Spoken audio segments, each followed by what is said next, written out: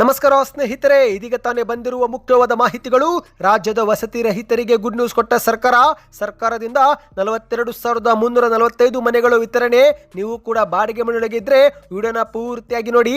ಮತ್ತೊಂದೆಡೆಯಲ್ಲಿ ಮತ್ತೆ ರಾಜಕೀಯಕ್ಕೆ ಎಂಟ್ರಿ ಕೊಟ್ಟ ಎಚ್.ಡಿ. ಕುಮಾರಸ್ವಾಮಿ ಅವರು ಮತ್ತೊಮ್ಮೆ ಸ್ಪರ್ಧೆ ಮಾಡುವ ಗುಟ್ಟು ಬಿಚ್ಚಿಟ್ಟಿದ್ದಾರೆ.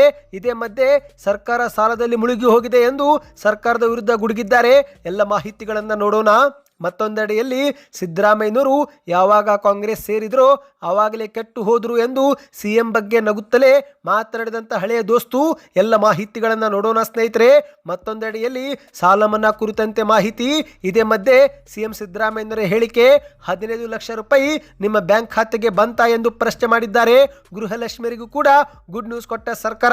ಎಲ್ಲ ಮುಖ್ಯವಾದ ಮಾಹಿತಿಗಳನ್ನು ಡೀಟೇಲ್ ಆಗಿ ನೋಡೋಕ್ಕಿಂತ ಮೊದಲು ದಯವಿಟ್ಟು ಸ್ನೇಹಿತರೆ, ನೀವು ನಮ್ಮ ಚಾನಲ್ಗೆ ಮೊದಲು ಬಾರಿ ಭೇಟಿ ಕೊಡುತ್ತಿದ್ದರೆ ಸಬ್ಸ್ಕ್ರೈಬ್ ಬಟನ್ ಕ್ಲಿಕ್ ಮಾಡಿ, ಪಕ್ಕದಲ್ಲಿ ಕಾಣಿಸುವ ಗಂಟೆ ಒತ್ತಿ. ಇದರಿಂದ ರಾಜ್ಯದ ಮುಖ್ಯವಾದ ಮಾಹಿತಿಗಳು ನಿಮಗೆ ಸಿಗುತ್ತಿರುತ್ತವೆ. ವಿಡಿಯೋಗೆ ಲೈಕ್ ಮಾಡಿ ಮತ್ತು ವಿಡಿಯೋ ಪೂರ್ತಿಯಾಗಿ ನೋಡಿ. ಬನ್ನಿ ಸ್ನೇಹಿತರೆ, ಎಲ್ಲ ಮಾಹಿತಿಗಳನ್ನ ಡೀಟೇಲ್ ಆಗಿ ನೋಡೋಣ.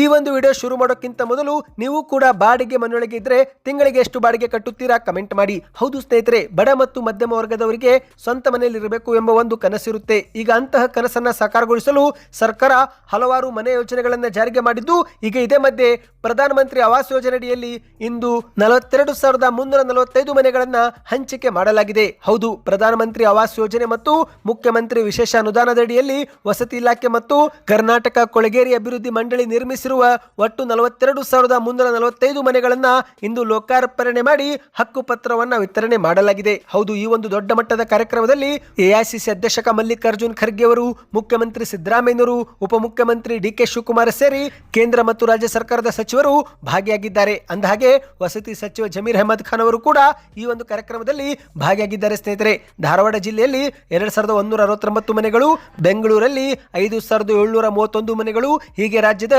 ವಿವಿಧೆಡೆಯಲ್ಲಿ ಒಟ್ಟು 42,345 ಮನೆ ನಿರ್ಮಾಣ ಮಾಡಲಾಗಿದ್ದು, ಇಂದು ಏಕಕಾಲಕ್ಕೆ ಮುಖ್ಯಮಂತ್ರಿಯವರು ಮನೆಗಳನ್ನ ಲೋಕಾರ್ಪಣೆ ಮಾಡಿದ್ದಾರೆ. ಹೌದು ಸ್ನೇಹಿತರೆ, ಹಕ್ಕು ಪತ್ರವು ಕೂಡ ಇಂದು ಸಾಂಕೇತಿಕವಾಗಿ ಫಲಾನುಭವಿಗಳಿಗೆ ವಿತರಣೆ ಮಾಡಲಾಗಿದೆ.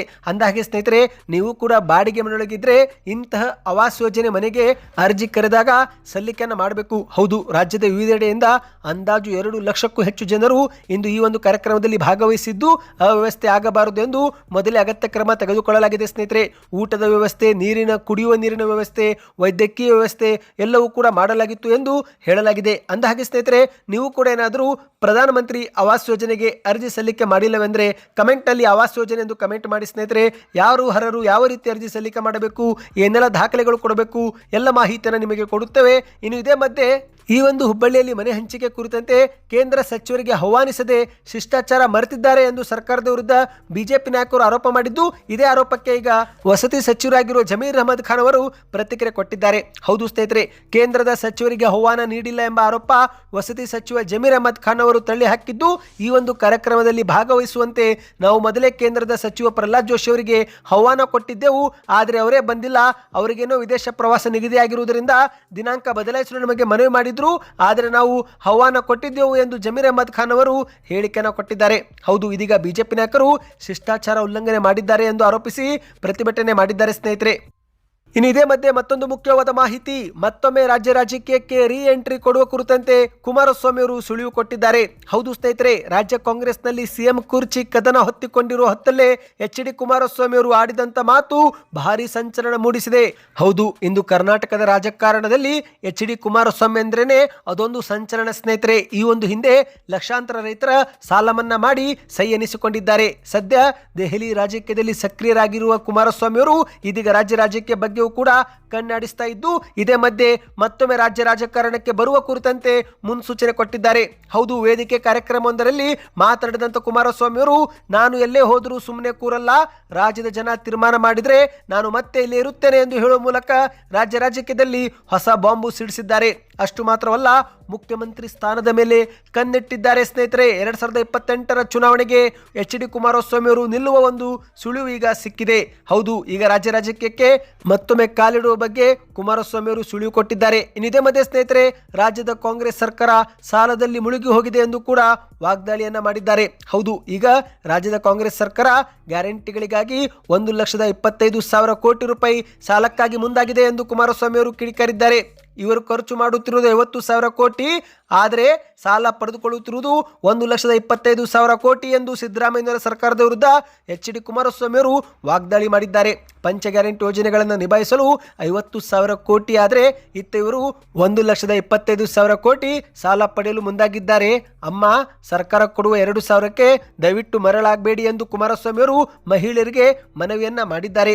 ಈ ಗ್ಯಾರಂಟಿಗಳು ನಿಮ್ಮ ಬದುಕಿಗೆ ಶಾಶ್ವತ ಪರಿಹಾರ ಅಲ್ಲ, ನಿಮಗಿದು ತಾತ್ಕಾಲಿಕ ಉಪಶಮನ ಅಷ್ಟೇ.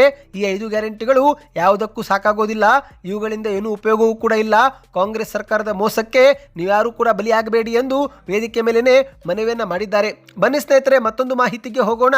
ಸಿದ್ದರಾಮಯ್ಯನವರು ಯಾವಾಗ ಕಾಂಗ್ರೆಸ್ ಸೇರಿದ್ರು ಆವಾಗಲೇ ಕೆಟ್ಟು ಹೋದ್ರು ಎಂದು ನಗುತ್ತಲೇ ಸಿದ್ದರಾಮಯ್ಯನವರ ಹಳೆಯ ಗೆಳೆಯರಾಗಿರುವ ರಮೇಶ್ ಜಿಗಜಿಣಗಿ ಅವರು ಹೇಳಿಕೆಯನ್ನು ಕೊಟ್ಟಿದ್ದಾರೆ.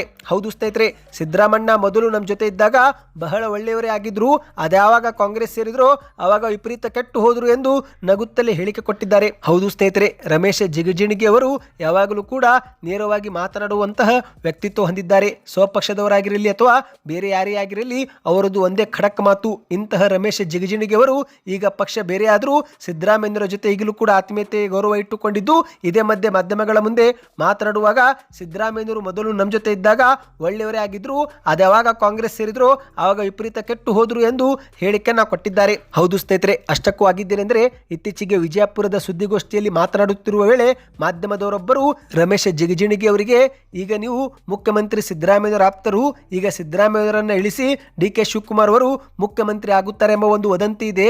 ನೀವು ಸಿದ್ದರಾಮಯ್ಯನವರಿಗೆ ಮೊದಲಿಂದಲೇ ಬಹಳ ಕ್ಲೋಸ್ ಆಗಿದ್ದೀರಿ, ಹಾಗಾಗಿ ನಿಮಗೆ ಯಾರು ಮುಖ್ಯಮಂತ್ರಿ ಆದರೆ ಚೆನ್ನ ಎಂದು ಕೇಳಿದ್ದು, ಅದಕ್ಕೆ ಉತ್ತರ ಕೊಟ್ಟಂತವರು, ನೋಡ್ರಿ ಸಿದ್ದರಾಮಣ್ಣ ಮೊದಲಿಂದಲೂ ಕೂಡ ನಮಗೆ ಬಹಳ ಆತ್ಮೀಯ, ಭಯಂಕರ ಚಲೋ ಇದ್ರು. ನಾ ಮಂತ್ರಿ ಆಗಿದ್ದಾಗ ಅವರು ಏನೂ ಕೂಡ ಇರಲಿಲ್ಲ, ನಮ್ಮ ಜೊತೆ ಇದ್ದಾಗ ಅವರು ಬಹಳ ಒಳ್ಳೆಯವರೇ ಆಗಿದ್ರು. ಯಾವತ್ತು ಕಾಂಗ್ರೆಸ್ ಹೋದ್ರು ಅವಾಗಲಿಂದ ಭಯಂಕರವಾಗಿ ಕೆಟ್ಟು ಹೋದ್ರು ಎಂದು ನಗುತ್ತಲೇ ಹೇಳಿದ್ದಾರೆ. ಕೊನೆಯಲ್ಲಿ ಮಾತನಾಡುವಾಗ, ರಾಜ್ಯದಲ್ಲಿ ಮುಖ್ಯಮಂತ್ರಿ ಯಾರಾದರೂ ಆಗಲಿ ನಮಗೆ ಕೇಂದ್ರದಲ್ಲಿ ಮೋದಿ ಪ್ರಧಾನಿ ಮಂತ್ರಿ ಆಗಿರಬೇಕು ಅಷ್ಟೇ ಎಂದು ಹೇಳಿಕೊಂಡು ಸುದ್ದಿಗೋಷ್ಠಿ ಮುಗಿಸಿದ್ದಾರೆ. ಸ್ನೇಹಿತರೆ, ಬನ್ನಿದೀಗ ಮತ್ತೊಂದು ಮಾಹಿತಿಗೆ ಹೋಗೋಣ. ಇಂದು ರಾಜ್ಯದಲ್ಲಿ ಕಾಂಗ್ರೆಸ್ ಸರ್ಕಾರ ನುಡಿದಂತೆ ಪಂಚ ಗ್ಯಾರಂಟಿ ಯೋಜನೆಗಳನ್ನು ಜಾರಿಗೆ ಮಾಡಿದ್ದು, ಆದರೂ ಕೂಡ ಗೃಹಲಕ್ಷ್ಮಿ ಯೋಜನೆ ಹಣ ಸರಿಯಾಗಿ ಫಲಾನುಭವಿಗಳಿಗೆ ಜಮೆ ಆಗುತ್ತಿಲ್ಲ. ಆದರೆ ಸ್ನೇಹಿತರೆ, ಈ ಒಂದು ಹಣ ಜಮಾ ಆಗುತ್ತಿಲ್ಲ ಎಂದು ಫಲಾನುಭವಿಗಳು ಆಕ್ರೋಶಗೊಂಡ ಸಮಯದಲ್ಲೇ ಸಿಎಂ ಸಿದ್ದರಾಮಯ್ಯನವರು ಎಲ್ಲರ ಖಾತೆಗೆ 15 ಲಕ್ಷ ಬಂತಾ ಎಂದು ಇಂದು ಹುಬ್ಬಳ್ಳಿಯಲ್ಲಿ ಹೇಳಿಕೆಯನ್ನು ಕೊಟ್ಟಿದ್ದಾರೆ. ಹೌದು ಸ್ನೇಹಿತರೆ, ಇಂದು ರಾಜ್ಯಾದ್ಯಂತ ಏಕಕಾಲಕ್ಕೆ 42,435 ಮನೆಗಳನ್ನು ಫಲಾನುಭವಿಗಳಿಗೆ ಹಸ್ತಾಂತರ ಮಾಡಲಾಗಿದೆ. ಇದೇ ಒಂದು ಹುಬ್ಬಳ್ಳಿಯಲ್ಲಿ ನಡೆದಂಥ ವೇದಿಕೆ ಮೇಲೆ ಸಿಎಂ ಸಿದ್ದರಾಮಯ್ಯನವರು ಭಾಷಣ ಮಾಡಿದ್ದು, ಭಾಷಣದಲ್ಲಿ ಕೊಳಗೇರಿ ಜನರು ಕೂಡ ಮುಖ್ಯವಾಹಿನಿಗೆ ಬರಬೇಕು, ಇದಕ್ಕಾಗಿಯೇ ಇಷ್ಟು ಬೃಹತ್ ಪ್ರಮಾಣದಲ್ಲಿ ನಾವು ಮನೆ ವಿತರಣೆ ಮಾಡುತ್ತಿದ್ದೇವೆ, ನಮ್ಮ ಗ್ಯಾರಂಟಿ ಯೋಜನೆಗಳು ಜಾರಿಗೆ ಮಾಡಿದ್ದೇ ನಾವು ಬಡವರಿಗಾಗಿ, ಬಡವರನ್ನು ಮುಖ್ಯವಾಹಿನಿಗೆ ತರಬೇಕೆಂದೇ ನಾವು ಗ್ಯಾರಂಟಿಗಳನ್ನು ಜಾರಿಗೆ ತಂದಿದ್ದೇವೆ. ಆದರೆ ಕೇಂದ್ರ ಸರ್ಕಾರ ಎಲ್ಲರ ಖಾತೆಗೆ 15 ಲಕ್ಷ ರೂಪಾಯಿ ಹಾಕುವುದಾಗಿ ಹೇಳಿದ್ರು, ಅದು ನಿಮಗೆ ಬಂತಾ ಎಂದು ಸಿಎಂ ಅವರು ಹೇಳಿಕೆಯನ್ನು ಕೊಟ್ಟಿದ್ದಾರೆ. ಹೌದು ಸ್ನೇಹಿತರೆ, ವಸತಿ ಇಲಾಖೆ ಹಾಗೂ ಕರ್ನಾಟಕ ರಾಜ್ಯ ಗೃಹ ಮಂಡಳಿ ವತಿಯಿಂದ ಇಂದು ಹುಬ್ಬಳ್ಳಿಯಲ್ಲಿ ಆಯೋಜನೆ ಮಾಡಲಾಗಿದ್ದಂಥ ಸಮಾರಂಭದಲ್ಲಿ ರಾಜ್ಯದ ವಿವಿಧ ಜಿಲ್ಲೆಗಳಲ್ಲಿ ಒಟ್ಟು 42,345 ಮನೆಗಳನ್ನು ಏಕಕಾಲಕ್ಕೆ ಹಸ್ತಾಂತರ ಮಾಡಿ ನಂತರ ಮುಖ್ಯಮಂತ್ರಿಯವರು ಮಾತನಾಡಿದ್ದಾರೆ. ನಾನು ಮೊದಲ ಬಾರಿ ಮುಖ್ಯಮಂತ್ರಿ ಆಗಿದ್ದಾಗ ನಮ್ಮ ಕಾಂಗ್ರೆಸ್ ಸರ್ಕಾರ 14,58,000 ಮನೆಗಳನ್ನು ಕಟ್ಟುವ ಮೂಲಕ ಇತಿಹಾಸ ನಿರ್ಮಿಸಿ ವಸತಿ ಕ್ರಾಂತಿ ಮಾಡಿದ್ದೆವು. ಇನ್ನು ನಾನು ಎರಡನೇ ಬಾರಿ ಮುಖ್ಯಮಂತ್ರಿ ಆದ ಬಳಿಕ ಅಂದರೆ 2024ರಲ್ಲಿ 36,789 ಮನೆಗಳನ್ನು ಮೊದಲನೇ ಹಂತದಲ್ಲಿ ವಿತರಿಸಿದ್ದು ನಮ್ಮ ಸರ್ಕಾರ. ಇನ್ನು ಎರಡನೇ ಹಂತದಲ್ಲಿ ಈಗ ಮತ್ತೆ 45,000 ಮನೆ ಹಂಚುತ್ತಿದ್ದೇವೆ ಎಂದು ಸಿಎಂ ಅವರು ಹೇಳಿಕೆ ಕೊಟ್ಟಿದ್ದಾರೆ. ನಾವು ಹೇಳಿದ್ದನ್ನೆಲ್ಲ ಮಾಡಿ ನುಡಿದಿದ್ದೇವೆ, ಗೃಹಲಕ್ಷ್ಮಿಯರಿಗೆ ಹಣವು ಕೂಡ ಹಾಕುತ್ತಿದ್ದೇವೆ, ಆದರೆ ಅವರು ಹೇಳಿದ್ದನ್ನ ಮಾಡಿಲ್ಲ, ನಮ್ಮ ಬಗ್ಗೆ ಸುಳ್ಳು ಹೇಳಿಕೊಂಡು ಈಗ ಅವರೇ ತಿರುಗಾಡುತ್ತಿದ್ದಾರೆ. ವಿದೇಶದಿಂದ ಕಪ್ಪು ಹಣ ತಂದು ಎಲ್ಲರ ಖಾತೆಗೆ 15 ಲಕ್ಷ ಹಾಕ್ತೀವಿ ಅಂದ್ರು, ಹಾಕಿದ್ರಾ ಎಂದು ಮುಖ್ಯಮಂತ್ರಿಯವರು ಪ್ರಶ್ನೆ ಮಾಡಿದ್ದಾರೆ. ಮಹದಾಯಿ, ಕೃಷ್ಣಾ ಮೇಲ್ದಂಡೆ, ಭದ್ರಾ ಮೇಲ್ದಂಡೆ ಹೀಗೆಲ್ಲದರಲ್ಲೂ ಬಿಜೆಪಿ ಮತ್ತು ಕೇಂದ್ರ ಸರ್ಕಾರ ಕೊಟ್ಟಿರುವ ಮಾತು ತಪ್ಪಿದೆ, ರಾಜ್ಯದ ಜನತೆಗೆ ವಂಚನೆ ಮಾಡಿದೆ. ಕೇಂದ್ರದ ಸಚಿವ ಪ್ರಹ್ಲಾದ್ ಜೋಶಿ ಅವರು ಇದಕ್ಕೆಲ್ಲ ಉತ್ತರ ಕೊಡಬೇಕು ಎಂದು ಸಿದ್ದರಾಮಯ್ಯನವರು ವೇದಿಕೆ ಮೇಲೆ ಗುಡುಗಿದ್ದಾರೆ. ಈಗ ಏನಿಲ್ಲವೆಂದರೂ ಪ್ರತಿ ಮನೆಗೆ 4 ರಿಂದ 5 ಲಕ್ಷ ರೂಪಾಯಿ ಖರ್ಚು ಮಾಡಿದ್ದು ರಾಜ್ಯ ಸರ್ಕಾರ, ಆದರೆ ಕೇಂದ್ರದವರು 1 ಲಕ್ಷ ರೂಪಾಯಿ ಕೂಡ ಕೊಟ್ಟಿಲ್ಲ, ಅದಕ್ಕಿಂತ ಕಡಿಮೆನೇ ಕೊಟ್ಟಿದ್ದಾರೆ. ಆದರೆ ಹೆಸರು ಮಾತ್ರ ಪ್ರಧಾನಮಂತ್ರಿ ಆವಾಸ್ ಯೋಜನೆ ಅಂತೆ, ಹಣ ನಮ್ಮದು ರಾಜ್ಯ ಸರ್ಕಾರದ್ದು, ಹೆಸರು ಮಾತ್ರ ಕೇಂದ್ರದ್ದು ಎಂದು ಸಿದ್ದರಾಮಯ್ಯನವರು ಟೀಕೆ ಮಾಡಿದ್ದಾರೆ. ಅಂದ ಹಾಗೆ ಸ್ನೇಹಿತರೆ, ನೀವು ಕೂಡ ಗೃಹಲಕ್ಷ್ಮಿ ಯೋಜನೆ ಫಲಾನುಭವಿಗಳಾಗಿದ್ದರೆ ಫೆಬ್ರವರಿ ತಿಂಗಳ ಒಳಗೇನೆ ನಿಮ್ಮ ಬ್ಯಾಂಕ್ ಖಾತೆಗೆ 25ನೇ ಕಂತು ಅಂದರೆ ಅಕ್ಟೋಬರ್ ತಿಂಗಳ ಕಂತು ಕೂಡ ಜಮೆ ಆಗುತ್ತಂತೆ. ಹೌದು, ಸಚಿವ ಲಕ್ಷ್ಮೀ ಹೆಬ್ಬಾಳ್ಕರ್ ಅವರು ಕೊಟ್ಟಿರುವ ಮಾಹಿತಿ ಪ್ರಕಾರ ಶೀಘ್ರವೇ ಫಲಾನುಭವಿಗಳಿಗೆ 25ನೇ ಕಂತು ಜಮಾ ಆಗುತ್ತಂತೆ. ಈಗಾಗಲೇ 24ನೇ ಕಂತು ಅಂದರೆ ಸೆಪ್ಟೆಂಬರ್ ತಿಂಗಳ ಕಂತು ಹಲವರಿಗೆ ಜಮೆ ಆಗಿದ್ದು ಶೀಘ್ರವೇ 25ನೇ ಕಂತು ಕೂಡ ಜಮೆ ಮಾಡಲಾಗುವುದು ಎಂದು ಹೇಳಲಾಗಿದೆ. ಜನವರಿ ತಿಂಗಳಲ್ಲಿ ನಿಮ್ಮ ಬ್ಯಾಂಕ್ ಖಾತೆಗೆ 2,000 ರೂಪಾಯಿ ಜಮಾವಾಯ್ತಾ? ಅದನ್ನು ನೀವು ಕಮೆಂಟ್ ಮಾಡಿ ಸ್ನೇಹಿತರೆ.